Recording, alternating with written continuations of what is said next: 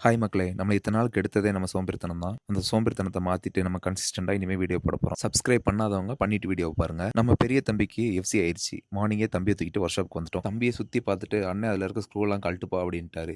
நம்மளும் வீராப்பா போய் ஸ்க்ரூவெல்லாம் கழட்ட ஸ்டார்ட் பண்ணிட்டோம். மேக்ஸிமம் அதுலருந்து எல்லா ஸ்க்ரூவையும் கழட்டி எடுத்தாச்சு. ஆனா ஒண்ணே ஒண்ணு மட்டும் ரொம்ப மக்கார் பண்ணிட்டு இருந்துச்சு. இந்த ஸ்க்ரூவ எப்படியாச்சும் கழட்டிறணும்னு சொல்லிட்டு நான் அங்க இருந்த எல்லா ஆயுதத்தையும் எடுத்து ட்ரை பண்ணி பார்த்துட்டேன். டயர்ட் ஆயிட்டேன். இதுக்கு தான் அப்பப்போ வேலை செய்யணும். லாஸ்ட்ல அண்ணனே வந்து கழட்டிட்டாரு. வேலையே செய்யாம டயர்டாகி உட்காந்துருந்தேன். அந்த கேப்ல அண்ணன் ஒண்ணா வந்து கழட்டிட்டாரு. எனக்கும் பார்க்க கஷ்டமா இருந்துச்சு. நானும் ஹெல்ப் பண்ண ஸ்டார்ட் பண்ணி திரும்பியும் டயர்ட் ஆயிட்டேன். தம்பிக்கு வெளிய மட்டும் ஆப்பரேஷன் பண்ணா பத்தாது, உள்ளேயும் ஆப்பரேஷன் பண்ணுமான்னு கேட்டேன். ஆமாப்பான்னு சொல்லிட்டாரு. திரும்பியும் வெப்பன்ஸ் எடுத்துட்டு நானும் ஸ்டார்ட் பண்ண கிளம்பிட்டேன்.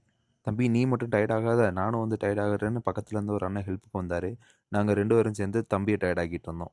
சாரி ஆப்பரேஷன் பண்ணிட்டு இருந்தோம். லாஸ்ட்ல நாங்க பண்ணது ஆப்பரேஷனே இல்ல, தம்பிக்கு மொட்டைன்னு தெரிய வந்துச்சு. ஃபைனலா தம்பிக்கு ஒரு மொட்டைய போட்டுவிட்டு, மொட்டை பாஸ் அழக ரசிச்சுட்டு, நம்ம தம்பிக்கு துணையா முன்னாடி வச்சிருந்த வேல உருவிட்டு, மனச கல்லாக்கிட்டு தம்பிய பார்த்துட்டு இருந்தேன். இதுக்கு மேல இங்க இருந்தா சரியாகாதுன்னு குட்டி தம்பி எடுத்துட்டு நான் வீட்டுக்கு கிளம்பிட்டேன். போற வழியில நல்ல ஒரு ஸ்பாட்ட போட்டுட்டு காலாட்டிட்டே உட்காந்துட்டு இருந்தேன். "நீ கால தான ஆட்டுவ, நான் வால் ஆட்டுவேன்னு" தூரத்துல ஒரு மயில் வாலாட்டிட்டு இருந்துச்சு. பக்கத்துல போய் பார்க்கவும் தான் தெரிஞ்சுச்சு, முருகர் வள்ளியும் தேவானையும் இம்ப்ரெஸ் பண்ணிட்டு இருந்தாருன்னு.